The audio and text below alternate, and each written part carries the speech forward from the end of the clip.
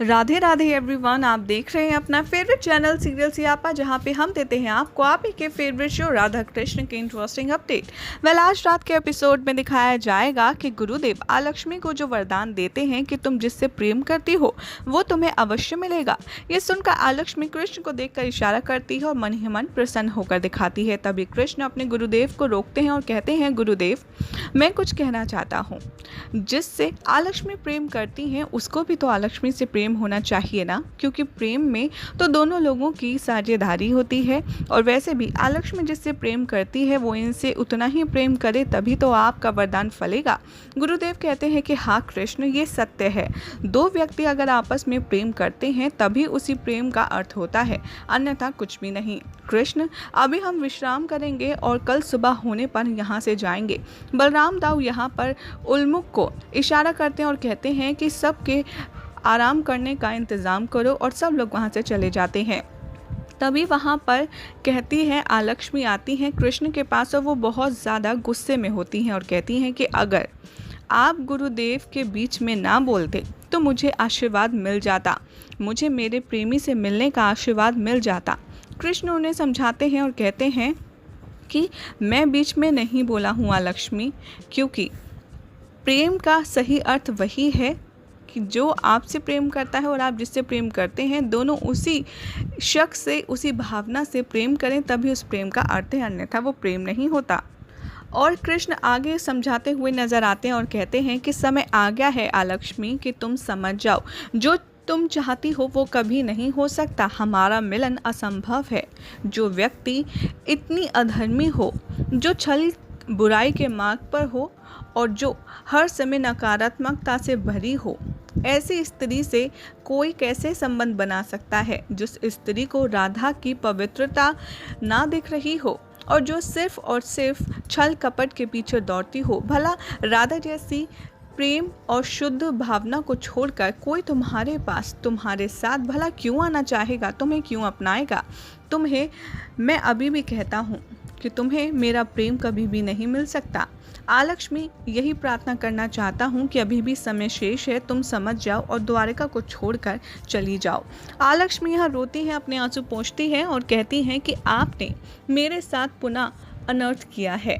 कृष्ण कहते हैं कि न्याय और अनर्थ का विशेषतर तब बात करना जब तुम समझ पाओ कि वाकई में न्याय होता क्या है। पहले तुम सत्य स्वीकारना सीखो।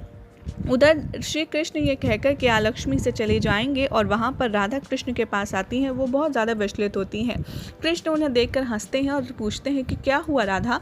राधा यहाँ परेशान घूमती हुई नजर आती हैं और कहती हैं कि कृष्ण, मेरा मन अत्यंत अधिक विचलित है। मुझे अचानक से जाना पड़ा सब कुछ छोड़कर। मैं चाहती थी कि मैं सबको भोजन स्वयं परोसूं, लेकिन मैंने जो ज्येष्ठा को वचन दिया था उसे भी पूर्ण करना था। इसीलिए मुझे समझ नहीं आ रहा कि मैंने अपने कर्तव्य में पालन करने में कमी करी है, इसलिए मुझे बहुत अजीब सा लग रहा है। तभी कृष्ण उठते हैं झूले पर से और राधा के चेहरे पर अपना हाथ ले जाते हैं और उनके होठों पर अपनी उंगली रखते हैं। तभी यहाँ पर आपको शो का टाइटल ट्रैक बजता हुआ नजर आएगा, तुम प्रेम हो तुम प्रीत हो। यहाँ पर कोई खूबसूरत सा रोमांटिक सा पल आपको देखने के लिए राधा कृष्ण का जो होता है इस शो में, वो देखने के लिए आपको मिलने वाला है। आगे कृष्ण कहेंगे कि स्वयं से क्षमा मांगने की आवश्यकता नहीं है, हम एक ही हैं, अलग अलग नहीं। अब तुम इन विचारों को मन से त्याग दो और अब बताओ कि क्या तुम्हारी ज्येष्ठा के प्रेमी से भेंट हुई। राधा कहती हैं कि नहीं, वो तो आए ही नहीं। मुझे तो लगता है कि वो ज्येष्ठा से प्रेम करते ही नहीं, मूर्ख बना रहे हैं। ज्येष्ठा को वो ढूंढते हैं। कृष्ण कहते हैं कि मुझे लग रहा है कि तुम्हें अवश्य उनसे ज़रूर मिलना चाहिए एक बार, और सबसे पहले तो तुम ये पता लगाओ कि ज्येष्ठा का प्रेम कैसा है, क्या उसके प्रेमी भी उससे वास्तविकता प्रेम करते हैं। राधा के मन में ये बात आ जाती है और राधा कहती हैं कि तो इसमें पूछना क्या है, प्रेम जैसा हम दोनों के मध्य है वैसा ही प्रेम ज्येष्ठा और उनके प्रेमी के मध्य होगा। कृष्ण यहाँ राधा को गाल पर हाथ लगाते हैं और कहते हैं कि जो प्रेम हमारा है वो किसी और के बीच हो ही नहीं सकता राधा। पूर्णिमा पर एक ऐसा रहस्य खुलने वाला है तुम्हारे सामने जिसकी कल्पना तुम्हें और किसी ने भी कभी नहीं की होगी। वहाँ आलक्ष्मी बहुत ज़्यादा गुस्से में होती हैं और शाम उनसे बात करने के लिए उनके कक्ष में उपस्थित होता है। साम कहता है कि आपने तो कहा था कि पिताश्री को आपने चुनौती दी है कि पूर्णिमा तक आप उनको मात दे देंगी, लेकिन ऐसा तो कुछ भी होता हुआ दिख नहीं रहा है। आलक्ष्मी बहुत ज़्यादा क्रोध में होती है और कहती हैं कि तुम शायद जानते नहीं हो कि मैं कौन हूँ। यहाँ पर साम कहता है कि मैं जानता हूँ, तभी मैं एक ऐसे व्यक्ति को भी जानता हूँ जो आपकी सहायता करने में पूर्ण तरह से योग्य है। मेरे गुरु, आप चाहें तो आप उनकी सहायता ले सकती हैं, क्योंकि वो भी आप ही की भांति पिताश्री के बैरी हैं। आलक्ष्मी कहती है कि तुम्हें क्या लगता है कि मैं कुछ कर नहीं पाऊंगी? पूर्णिमा के चंद्र उदय से पहले मैं द्वारका में दुख का ऐसा माहौल बना दूंगी कि चंद्र भी अमावस्या के अंधकार में लुप्त हो जाएगा और जोर जोर से हंसने लगती हैं। उधर दिखाया जाएगा कि महादेव और गौरी ये सब कुछ देखकर बहुत ज़्यादा चिंता में होते हैं और काफ़ी इसी विषय में बातचीत कर रहे होते हैं। उधर आलक्ष्मी यहाँ पर बात करने आती है राधा आलक्ष्मी से, और वो अपने कक्ष में होती है। राधा आलक्ष्मी से कहती हैं कि ज्येष्ठा, मैं आपसे कुछ बात करना चाहती हूँ आपके प्रेमी के बारे में। कहीं ऐसा तो नहीं कि उन्हें आपसे प्रेम हो ही ना, आपको भ्रम हुआ हो? आलक्ष्मी कहती है कि मैं उनसे प्रेम करती हूँ तो उन्हें मुझसे अवश्य प्रेम करना ही होगा। राधा यह समझाने की कोशिश करती हैं कि ये प्रेम तो नहीं है ज्येष्ठा।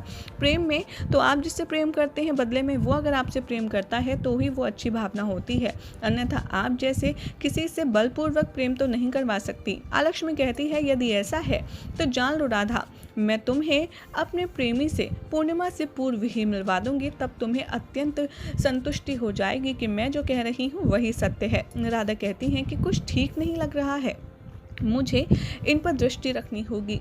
जिसकी प्रेम की परिभाषा ही ऐसी है उसका प्रेम कैसा होगा, और ऐसे व्यक्ति पर भरोसा कर पाना थोड़ा सा कठिन है। और वो वहाँ से चली जाती हैं सोचते सोचते। आलक्ष्मी कहती है कि राधा को शक हो गया है मेरे ऊपर, और राधा का शक मेरे लिए परेशानी ना बन जाए, इसके लिए मुझे कुछ विशेष करना होगा। सब यहाँ पर सभा में बैठ जाते हैं आगे कहानी सुनने के लिए अष्टलक्ष्मी की, जहाँ पर दाऊ कहते हैं कि सब तो आ गए हैं लेकिन राधा और ज्येष्ठा कहाँ है? कृष्ण कहते हैं कि मैं भी उन्हीं का इंतज़ार कर रहा हूँ। पूर्णिमा निकट है और कुछ विशेष होने वाला है और कुछ बड़ा और भयंकर भी होने वाला है, जो कि अशुभ कह सकते हैं। दोनों यहाँ पर आपस में बात कर रहे होते हैं, बलराम और श्री कृष्ण। तभी वहाँ पर ज्येष्ठा और राधा आती हैं और बैठ जाती हैं। राधा यहाँ पर कृष्ण को देखती हैं और कृष्ण कहते हैं कि आज मैं अत्यंत तृप्त और संतुष्ट महसूस कर रहा हूँ, क्योंकि राधा ने जिस तरीके से मेरे गुरु को आमंत्रित किया था, मुझे बिना बताए वो मेरे लिए बहुत खास था। राधा कहती हैं कि कृष्ण, मैंने तुमसे पहले भी कहा था, मैं फिर कह रही हूँ कि मैंने उन्हें आमंत्रित नहीं किया। अगर मैं ऐसा कुछ भी करती तो मैं तुम्हें अवश्य बताती ना। कृष्ण कहते हैं कि हाँ चलो मान लिया, कभी कभी जो हमारी आत्मा होती है वो कुछ ऐसा कार्य कर देती है जो हम करवाना चाहते हैं। इसीलिए आज मैं आप सबको, अब पूर्णिमा आने में बहुत ही कम दिन बचे हैं, इसीलिए मैं चाहता हूँ कि हम सब इस संतान लक्ष्मी, धैर्य लक्ष्मी, विद्या लक्ष्मी और ऐसे ही ढेर सारी लक्ष्मियों के नाम लेते हैं, उन सब की कथा हम जल्दी जल्दी सुने और उन सब के सार भी समझे। यहाँ सबसे पहले कृष्ण कहानी शुरू करते हैं संतान लक्ष्मी की, और वो कहते हैं कि संतान लक्ष्मी की आराधना अत्यंत आवश्यक है, क्योंकि वो हमारी पीढ़ी, हमारा कुल चलाती हैं। ये बात सब सुन ही रहे होते हैं कि राधा देखती हैं आलक्ष्मी वहाँ पर नहीं है, और कृष्ण के सामने बैठी बैठी राधा सोचती हैं कि अभी तो आलक्ष्मी यहीं थी, ज्येष्ठा यहीं थी, लेकिन आखिर वो गई कहाँ? तभी कृष्ण मन ही मन कहते हैं कि आलक्ष्मी ऐसा कुछ करने गई है राधा, जिससे समस्त सृष्टि में संकट आ सकता है। और राधा और कृष्ण दोनों ही थोड़े परेशान नजर आते हैं। यहीं हो जाएगा आज रात के एपिसोड का एंड, जिसके बाद क्या होगा आने वाले एपिसोड में आपको बताएंगे हम अगली रिपोर्ट में।